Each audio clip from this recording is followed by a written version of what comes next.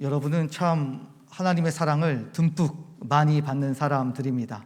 앞에 서서 여러분들 한 사람 한 사람이 오는 것을 지켜보고 있노라니 글쎄요, 저도 모르게 마음이 뭉클해졌습니다. 하나님께서 얼마나 우리 남원교회 청년 한 사람 한 사람을 사랑하고 계시는지에 대해서 마음속에 이렇게 느껴지는 것들이 있었기 때문입니다. 얼마나 사랑하셨으면 당신의 하나밖에 없는 아들을 이 땅에 보내시기까지 사랑하실까? 십자가에서 버티시면서 내려오시지 않을 만큼 그렇게 좋으셨을까? 이런 생각들이 문득문득 흘러 들어왔습니다. 좌우로 한번 인사해 볼까요? 당신은 사랑받는 사람입니다. 믿으십니까? 세상이 여러분을 안 사랑해도 괜찮아요. 하나님이 여러분을 사랑하고 계시기 때문이에요. 어떤 사람을 통하여서 여러분의 존귀함을 확인받으려고 하지 않아도 괜찮아요. 왜냐하면 정말 존귀하신 하나님께서 여러분들을 사랑하고 계시기 때문에 존귀한 자의 사랑을 받는 존귀한 여러분들을 정말 예수 그리스도의 이름으로 간절히 축복합니다.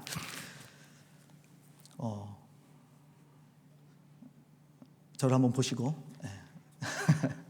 그러니까 사랑을 받는다는 것은 굉장히 소극적인 태도로 처음엔 시작하지만 결국 사랑하게 되어지면 적극적으로 하나님 앞에 나오게 되는데, 여러분 저를 잘 쳐다보시고 하나님께 집중했으면 좋겠어요. 저번 주 설교 제목이 무엇이었나요? 저번 주 설교 제목이 금지한 것을 금지한다라는 제목이었습니다. 세상이 참 무서워지고 있어요. 왜냐하면 표면적인 윤리가 있고 이면적인 윤리가 있는데, 이 표면적인 윤리들이 점점 힘을 잃어가고 사라지게 되면서 그 자리를 누가 대체하고 있습니까? 주관적이고 개인적인 그런 이면적인 윤리가 자리 잡게 되어집니다. 그러다 보니까 한 가지 사회 현상이 두드러지기 시작했어요. 그것은 바로 죄의 집단화 현상입니다. 너도 죄인이고 나도 죄인이고, 그러다 보니까 서로 정죄할 만한 어떤 근거가 주어지지 않습니다. 선이 없습니다. 그러니까 어떻게 살아가는 것이 좋은 것인지, 잘못 살아가면 잘못됐다라고 말해줄 수 있는 그런 윤리가 더 이상 이 땅 가운데 존재가 되지 않기 때문에 그리스도인들은 더욱더 힘든 시간들을 보낼 수밖에 없다라고 하는 것입니다. 죄의 집단화 현상 속에서 가장 두드러지는 것, 바로 하나님께서 가장 싫어하시는 비인간화의 모습이었습니다. 인간이 인간답게 살아갈 수 있도록 하나님께서 끊임없이 인도해 주심에도 불구하고 세상이 끊임없이 자기 고집대로 가다 보니까 하나님과 전혀 관계없는 비인간화의 모습으로 나아가게 된다라는 것을 알 수 있고, 그것은 바로 생명의 길이 아니라 죽음의 길이다, 파멸의 길이다 라는 것을 여러분과 함께 나누었습니다. 문제가 무엇이냐면 그리스도인들은 이런 세상을 살아가는 게 더 버겁다라고 하는 거예요. 이게 치명적인 이유 중에 하나가 무엇보다 하나님과의 관계를 끊어뜨리는 것이었는데, 이 관계가 끊어졌을 때 정말 지혜자가 이야기한 것처럼 어디에 화살을 맞는 것 같은 거예요? 심장? 간이죠. 왜 간이라 그랬어요? 간은 뭐 2cm만 찢어져도 아주 절명할 만큼 굉장히 예민한 그런 감각이고 그 장기이기 때문에 그렇습니다. 이 간에 화살을 맞는 것 같은 그런 죽음을 경험하게 된다는 거예요. 뭐 하게 되어질 때 그 안에 우리가 세상의 풍조에 따라가고 사상에 따라감으로 인하여서 하나님과의 관계가 끊어지게 되어질 때, 그럴 때 그런 죽음을 경험하게 된다라고 말씀을 드렸습니다. 그러므로 우리가 어떻게 살아가야 하는가 우리가 함께 좀 살펴보면서 저번 주에 말씀을 나누었습니다. 이어서 오늘은 그렇다면 우리가 기독교적인 세계관을 가지고 윤리관을 가지고 바르게 살아가야 할 터인데 어떻게 살아가야 될지에 대해서 오늘 여러분과 함께 좀 살펴보려고 합니다.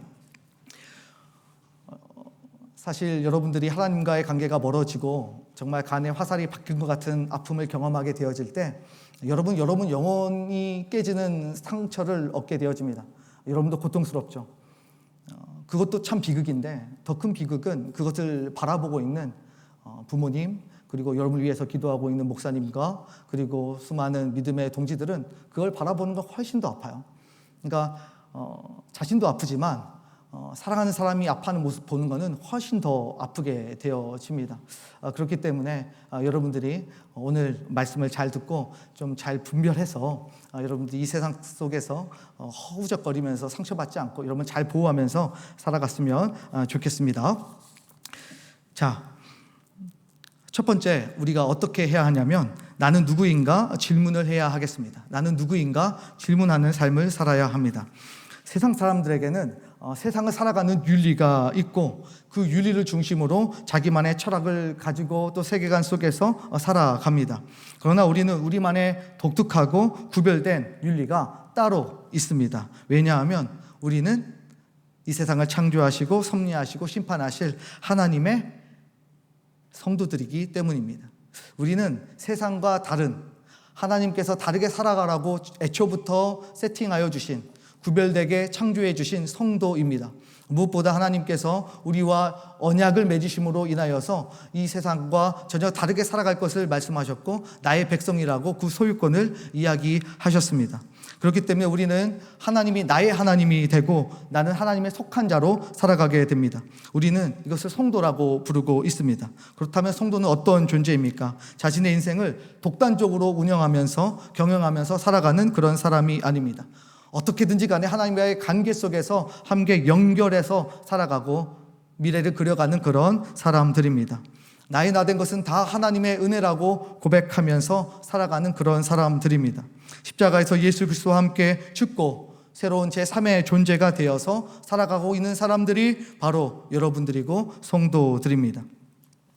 따라서 자신이 누구인가라는 질문 앞에 우리는 정체성을 확실하게 할 수 있어요. 너는 누구냐? 라고 물었을 때 우리는 스스로 나는 성도입니다 라고 여러분들이 답을 할 수 있어야 합니다. 이런 성도들은 세상의 잘못된 것들과 전혀 타협점을 찾지 않습니다. 왜냐하면 내가 타협점을 찾는 순간 그것이 하나님과 나와 관계가 무너질 수 있는 그런 위험성과 가능성이 있다는 것을 잘 알고 있기 때문입니다. 이를 취하면 저를 버리게 되고 저를 취하면 이를 버리게 되는 속성을 누구보다 잘 알고 있기 때문에 우리는 지혜롭게 타협점을 그렇게 찾아가지 않습니다. 문제는 타협점을 찾는 사람들에게 있겠죠. 그래서 사실 성도는 회색지대를 인정하지 않습니다. 회색지대라고 하면 제3의 지대 그리고 중간지대라고 의미를 또 다른 말로 할 수가 있는데 의미를 보니까 이도 저도 아닌 애매한 상태와 범위 어느 한쪽에 치우치지 않는 중립의 의미를 내포하고 있음이라고 기록되어져 있습니다. 그러니까 하나님의 말씀도 맞는 것 같고 나도 여기에 좀 속해져 있는 것 같으니까 한 발 잘 걸쳐 놓고 세상은 또 세상대로 거스를 수 없는 대세가 되기 때문에 한 발 걸쳐 놓고 상황에 따라서 자신에게 유익한 그리고 이로운 쪽을 선택하며 살아가는 사람이 바로 회색 지대에 있는 사람이라고 할 수가 있습니다. 그런데 토조 목사님은 하나님의 편인가 세상 편인가 라고 하는 책에서 다음과 같은 일화를 소개합니다. 여러분 이제 주보에 보면은 넣어놨는데 토조 목사님의 책이에요. 거기서 이렇게 이야기하는데요. 태평양 전쟁 때 일본에 도쿄 로즈라고 하는 그런 여자 아나운서가 있었습니다. 그녀는 미성을 가진 그런 심리적 방송의 전문가라고 해요. 미군들이 전쟁을 할 때 향수를 자극하는 그녀의 라디오 소리를 들으면 넋을 잃게 되어지고 그 틈을 타서 일본군은 미군을 공격했다고 합니다. 그녀의 방송을 들으면 전의를 상실하게 되어지고 미군들은 전투 불능 상태에서 어쩔 수 없이 당하게 되었다라고 기록되어져 있습니다. 그때 당시에 미국의 목적이 무엇인가? 미군이 나아가야 될 방향성이 무엇인가? 당연히 일본군이었고 일본군을 무찌르는 것이었습니다.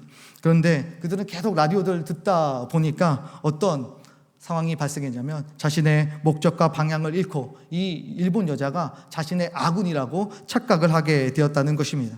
그리고 그녀가 굉장히 전문가이지만 동시에 자신들에게 굉장히 위로자가 되어져서 끊임없이 그녀와 함께 소통하기를 바랬다라고 하는 것입니다. 이처럼 자신의 정체성을 망각하고 회색 분자가 되는 순간부터 정말 간에 화살을 맞는 것 같은 그런 일들이 발생하게 되었던 것입니다. 도조 목사님은 이렇게 세상과의 전투를 기피하는 안전지대, 하나님과 세상 사이에 회색지대에 숨어서 구차한 소시민적 평안함에 안주하며 지내지 말라고 경고하고 있습니다. 중간지대 회색 신앙인으로서 살면서 하나님이 주시는 복에 있으면 그 복을 잘 챙겨 먹고, 또 세상이 주는 화대가 있으면 넙죽 받아 먹는 그런 자리에서 제발 벗어나라고 끊임없이 강조하고 있습니다. 이렇게 선포하며 살아가는 목사인 자신도 항상 자신을 믿을 수 없다라고 하는 것을 알고 있었어요. 그래서 오늘 우리가 찬양한 것처럼 하나님 정말 선한 것이 나에게 아무것도 없습니다, 그런 마음으로 하루하루를 그렇게 살았습니다. 그래서 자신을 잘 지켜가기 위해서 그는 자기 앞에 기도문을 이렇게 적어 놓았습니다. 오 하나님, 잘못된 삶을 살지 않게 하옵시고 올바로 죽게 하옵소서. 주님, 마음이 완고해져 또 하나의 평범한 그리스도인으로서 전락하는 일이 없게 하옵소서. 오 주님, 낮은 수준에서 가련하고 무익한 삶을 살 바에는 죽기를 각오하고 더 높은 곳으로 올라가겠나이다. 저는 이 목사님의 고백, 더 이상 회색지대에 거하지 않고 국적을 분명하게 하면서 살아가는 이 기도가 정말 이제 이 시대에 또 우리에게 필요하다라고 생각합니다. 이제 하나님과 세상 사이에서 양다리를 걸치며 결단을 유보하고 눈치를 보던 삶을 이제는 정리해야 된다라고 하는 것을 알 수 있습니다. 왜냐하면 더 이상 판단을 유보할 결단을 미룰 수 없을 만큼 세상의 요구와 유혹은 노골적이고 또 파괴적이며 타락을 향한 그들의 의지는 너무나 분명하기 때문입니다.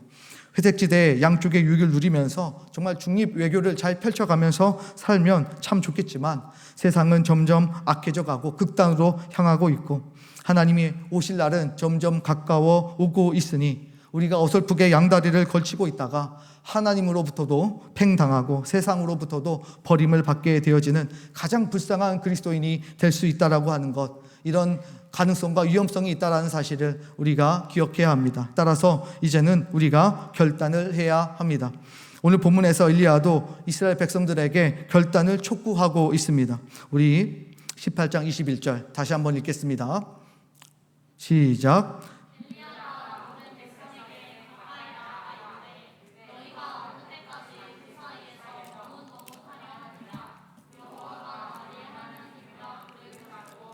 발이 만일 하나님이면 그를 쫓을지니라. 아멘. 하나님과 바알 사이에 회색지대에서 거하면서 결단을 유보하고 눈치 보는 북이스라엘 백성들에게 이렇게 엘리야가 외치고 있습니다. 이스라엘 역사를 보면 백성들이 정확하게 하나님을 떠나서 살아본 적은 사실 없습니다. 그들이 하나님을 완전히 거부하고 인정하지 않고 살아가는 삶을 노골적으로 그렇게 살아간 적은 단 한 번도 없습니다. 다만 그들은 하나님을 떠나지 아니하면서 동시에 바알도 함께 섬겼습니다. 왜냐하면 바알이 그들에게 경제적인 복을 줄 수도 있다는 가능성을 잡고 있었기 때문입니다. 그래서 하나님과 바알을 계속해서 저울질하면서 자신에게 유리한 조건을 제시하는 쪽에 마음을 두기 시작했습니다. 하나님을 버리지 않았으니 나름대로 현실을 잘 고려한 묘수라고 생각했겠지만 중심을 보시는 하나님을 속일 수는 없었습니다. 하나님은 그들의 머뭇거림을 계속 지켜보셨고 아주 냉정하게 판단해 주셨습니다. 예레미야 16장 11절 말씀인데요, 함께 읽겠습니다. 시작. 대답하기를 여호와께서 말씀하시되 너희 조상들이 나를 버리고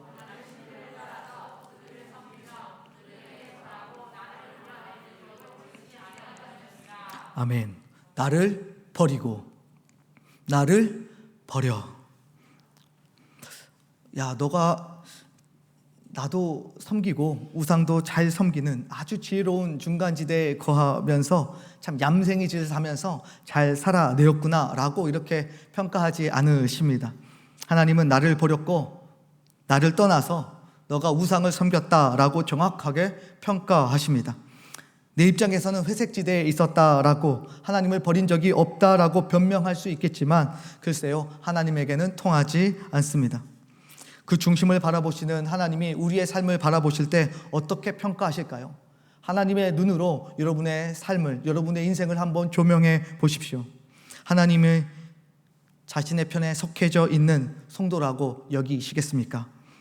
세상의 잘못된 가치관과 세계관에 물들지 아니하고 어떤 희생과 고난을 감수하고서라도 하나님 편에 서서 세상을 살아가도록 지음을 받은 존재가 바로 성도들입니다. 따라서 하나님은 이미 대세가 된 세상의 성윤리라는 문화 안에서 우리가 어떤 철학과 어떤 신앙을 가지고 이것을 극복하고 거슬러가고 이겨나가는지 하나님의 관심사는 거기에 있는 것입니다.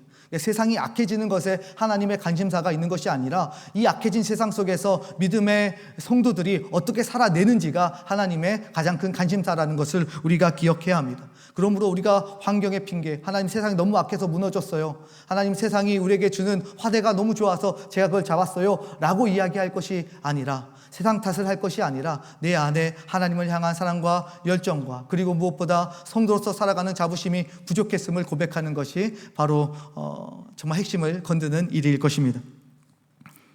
사실 이 세상 문화 하나님이 원하시면 왜 못 바꿔 주시겠습니까? 세상을 창조하신 분, 재창조하신 분인데 이 문화 정도는 금방 바꿔내실 수 있는 분입니다. 그럼에도 불구하고 하나님이 원하시는 것은 거기에 있지 아니하기 때문에, 하나님께서는 여러분이 더 중요하기 때문에 여러분이 살아갈 그 모습의 무대를 만들어 주신다라고 여러분들이 생각하면 좋을 것입니다. 그러므로 여러분은 자신이 하나님이 특별하게 구별하여 세우신 성도임을 여러분은 잊지 말아야 하겠습니다. 원래 우리는 하나님의 법과 질서를 지키면서 살아가야 될 존재라는 사실들을 계속해서 스스로 상기해야 합니다. 그래서 은밀하게 찾아오는 자매의 유혹을 거침없이 밀고 들어오는 형제의 위협 앞에서 여러분은 분명하게 선을 긋고 자신의 소신을 정확하게 밝힐 줄 알아야 합니다. 이렇게 한번 거절해 보는 건 어떨까요? 이 성적인 타락이 끊임없이 우리 세상과 또 우리의 삶 앞에 놓여져 있는데, 우리가 이렇게 한번 관계가 있다면 그 관계 속에서 이렇게 거절해 보는 것도 매력적입니다. 나는 이렇게 순결하게 살다가 내가 원하는 사람과 결혼해서 나 자신을 허락하고 온전한 사랑을 이루는 것을 나는 정말 원한다. 나는 진심으로 사랑하고 너와 헤어지기를 원치 아니하고 너와 정말 결혼까지 골인을 하고 싶다. 그래서 지금은 아니다. 오해하지 마라. 이것은 너의 문제가 아니라 바로 나의 문제다. 내가 너를 너무너무 사랑하는데 정말 무엇을 못해 주겠느냐. 마음도 줄 수 있고 통장도 줄 수 있고 미래도 다 그렇게 줄 수 있다. 몸도 다 줄 수 있다. 그러나 내가 그렇게 선택하고 나면 나는 그 후폭풍을 내가 나중에 감당할 자신이 없다. 나는 하나님 앞에서 내가 자신을 용서하지 못하고 간에 화살을 맞은 사람처럼 정말 치명적인 아픔을 가지고 나는 평생을 살아야 할지도 모른다. 내가 스스로 용서하지 못하고 가책 속에 괴롭게 살아갈 때 미안하지만 너는 나를 도와줄 수가 없다. 오히려 너는 내 영혼에 더 큰 진통을 앓게 하는 주범이 될 것이고, 너는 그때 나에게 위로자나 그런 동반자가 아니라 내가 사랑하는 사람이 아니라 네가 원하든 원하지 않든 나에게 2차 가해를 하는 사람이 되고 말 것이다. 나도 지금 너와 함께하는 것을 원하지 않는 것은 아니지만 뻔히 보이는 이 결말을 나는 정말 감당할 자신이 없어서 너가 관계를 요구할 때 나는 이렇게 거부를 하는 것이다. 너라는 존재의 의미가 달라지게 될 그 비참한 미래를 나는 정말 최선을 다해서 막고 싶다. 이것이 너를 향한 나의 진정한 사랑이고 우리 사랑을 지켜가는 나의 진실한 신념이다. 이렇게 진득하게 자매가, 형제가 상대방에게 이야기를 한다면 어떨까요? 아마 긍정과 부정으로 나뉘어지게 될 거예요. 긍정적으로 대답하는 사람은 희망이 있습니다. 미래를 진심으로 사랑하면서 상대방을 존중함으로 진정으로 사랑할 준비가 되어져 있는 사람입니다. 희망이 있습니다. 상대방은 이 세상에 내가 살아가는 세상과 또 다른 세상을 살아가는 윤리가 있구나, 이런 것들을 깨닫게 되고 눈을 뜨게 될 것입니다. 그리고 기독교적인 세계관 안에서 드디어 진정한 사랑이 무엇인지 알아갈 준비가 될 수 있을 것입니다. 근데 문제는 이렇게 성적인 요구를 해올 때 이렇게 당당하게 또 자신의 신념을 담아서 진심으로 이야기했음에도 불구하고 부정적으로 반응하는 사람입니다. 나는 너와 함께 할 수 없고 관계를 더 이상 지속할 수가 없다. 너가 마음을 바꾸든지 우리가 헤어지든지 둘 중에 하나를 하자. 그럴 때 보통 청년들은 어떻게 응답을 하고 반응을 하십니까? 헤어질 것이 두려워서 가슴이 콩닥콩닥 뛰기 시작하고 머리가 하얘질 수도 있습니다. 그럴 때 여러분 어떻게 대처하시겠습니까? 그럴 때는 정말 당황하지 말고 그 남자의 목을 넥슬라이스로 치면 안 되고 그냥 가라고 하시면 됩니다. 그냥 가라고 하세요. 그렇게 위협적으로 자신의 욕망을 표출하고 상대방의 인격까지 묵살하면서 밀고 들어오는 정도의 정신을 가진 사람이라고 한다면 결혼을 한다고 한들 그 결혼 생활 안에서 참된 선한 것을 기대할 수가 있겠습니까? 그런 남자 믿고 그런 여자 믿고 한평생 바람 없는 나를 기대하면서 살아갈 수가 있겠습니까? 몸만 집에 있고 정신은 끊임없이 외도를 하는 배우자와 결혼 안에 어떻게 행복을 누릴 수 있겠냐고 묻는 것입니다. 그러지 않아도 자료를 찾아보니까 이혼 소송 청구의 이유의 약 50%가 배우자의 외도 때문이라고 하는 결과가 조사가 되었습니다. 만나고 헤어지기를 반복하고 그동안 끊임없이 성적인 것들을 갈망하고 상대를 자신의 욕망을 해소시키는 도구로 삼는 그 속에서 과연 인격적인 존중이나 영혼의 사랑 같은 진정한 사랑을 여러분들이 기대하면서 이 땅을 살아갈 수 있겠냐고 묻는 것입니다. 차라리 그 정도의 남자나 여자를 만나려면 글쎄요, 그냥 혼자 사는 것이 훨씬 더 안정감 있고 보람찬 인생이 되지 않겠습니까? 싫으신가 봐요. 아무도 아멘을 하지 않는 것을 보니까 나는 어떻게든지 결혼을 할 것이다. 좋습니다.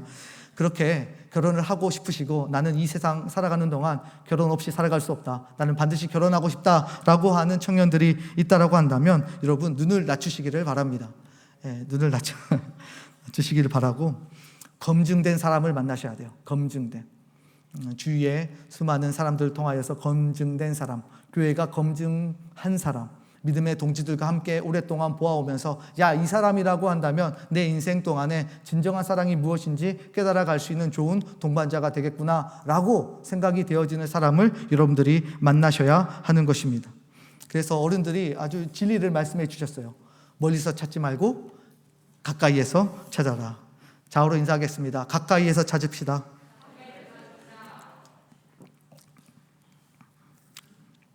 가까이에서 여러분들이 잘 찾아갈 수 있기를 바랍니다. 검증된 사람 만나면 더 안전할 수 있어요.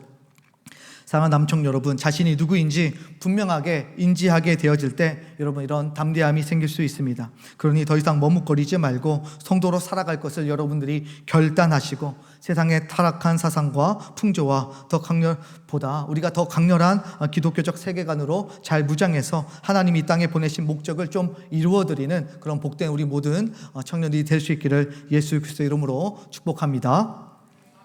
첫 번째로 자신의 정체성을 잘 확인해 보라는 거예요. 순간순간마다 찾아오면 너는 누구냐? 김바울 너는 누구냐? 가장 치명적인 순간에 김바울 너는 누구냐? 이렇게 물어보면 그 말에 나는 하나님의 백성이고 나는 계약을 맺은 성도입니다 라고 하는 순간 여러분의 마음속에 선한 그런 성령의 역사가 조금씩 일어나는 것을 경험하게 될 거예요. 두 번째로는 참 사랑에 집중하는 방법이 있습니다. 성적 타락에서 가장 빨리 탈출하는 방법은 진짜 사랑을 경험하는 거예요. 두 남녀가 사랑을 정말 하게 되어지면 세상에 둘만 존재하게 될 뿐 세상 그 어떤 것도 그 사이를 침범할 것이 사실 없습니다. 세상에 많은 남자 여자 존재하고 있죠. 그렇지만 자기 눈에는 상대방밖에 보이지 않습니다. 완전한 배타성을 가지게 된다는 것입니다. 그렇게 되어지면 다른 것들이 눈에 보이지 않기 때문에 서로에게 집중하게 되어집니다. 그런데 이런 사랑으로 나아가기 위해서는 우리가 정말 참 사랑이 누구이신지를 알고 그 사랑을 가지고 계신 분에게 사랑을 배워보는 그런 경험이 반드시 필요합니다. 요한일서 4장 7절 말씀, 사랑하는 자들아, 함께 읽을까요? 시작. 사랑하는 자들아,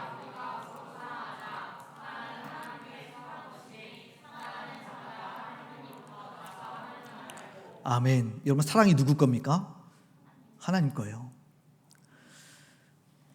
사랑은 독점적인 하나님의 소유물입니다. 그래서 사랑을 하기 위해서는 먼저 하나님과의 깊은 사랑을 경험해 보지 않으면 결코 사랑이 무엇인지 알 수가 없습니다. 우리가 하나님의 사랑을 경험하게 되어질 때 비로소 우리가 조금이라도 참 사랑을 흉내낼 수 있습니다. 십자가를 볼 때 사랑은 욕구 분출이 아니라 자신의 생명을 나누는 것임을 깨닫게 되어지죠. 십자가를 볼 때 사랑은 순간적인 쾌락이 아니라 상대를 위한 영원한 인내이고 희생이고 돕는 것임을 알게 되어집니다. 십자가를 볼 때 사랑은 정죄함으로 자신의 의를 세워가는 것이 아니라 진심으로 용서하는 것임을 깨닫게 되어진다는 사실입니다. 그래서 여러분 청년의 시절 하나님을 여러분은 깊이 만나셔야 합니다. 하나님과 깊은 교제의 시간을 반드시 누리셔야 합니다. 이 시간 없이 여러분들이 끊임없이 세상 속에서 참된 사랑을 찾아 헤매인들 여러분들의 마음속에 많은 상처만 남을 뿐이고 그 상처가 결코 여러분이 살아가는 데 있어서 도움을 주지는 않을 것입니다. 그런 의미에서 남청에서 성경 강좌를 3개나 열었는데 여러분 적당히 거리를 두고 계시는 것 같아요. 이 시간 여러분의 마음속에 감동이 되시면 하나님과의 관계 더 깊어지길 원하시고 참상이 무엇인지 좀 알아보고 싶다라는 마음이 있으시면 성경 강좌에 담대하게 도전하시고 하나님께 항상 하나님께서 여러분들에게 프로포즈 하셨는데 이번에는 여러분들이 하나님 앞에 한 발 더 좀 가까이 나아가는 그런 기회로 좀 삼아 보았으면 좋겠습니다. 좌우로 한 번 더 인사할까요? 네가 사랑을 아냐? 인사하세요. 사랑을 모르니까요, 서로. 네가 사랑을 아니? 네.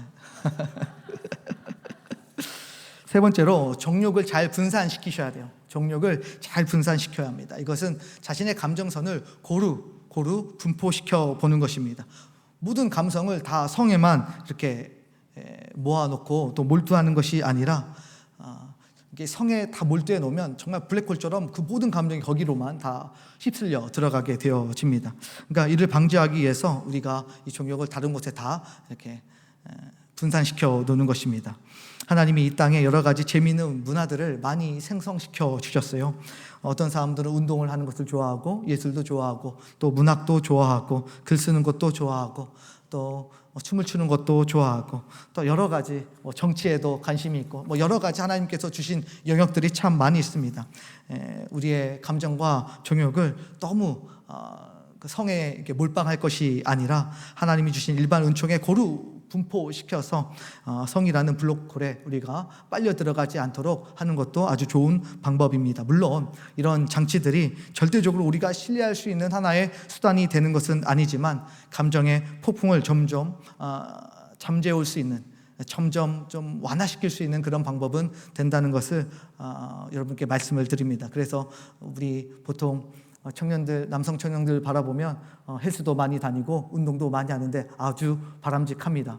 계속해서 여러분들은 운동을 끊임없이 하시기를 바라고 또 이제 축구도 있는데 그 동아리에도 여러분 많이 참석하셔서 함께 축구 차고 노는, 축구를 찰 수는 없지만 축구 차고 노는 그런 시간들이 있었으면 좋겠어요. 네 번째로는 연합전선을 꾸려라입니다. 디모데후서 2장 22절 말씀이에요. 함께 읽겠습니다. 시작. 또한 너는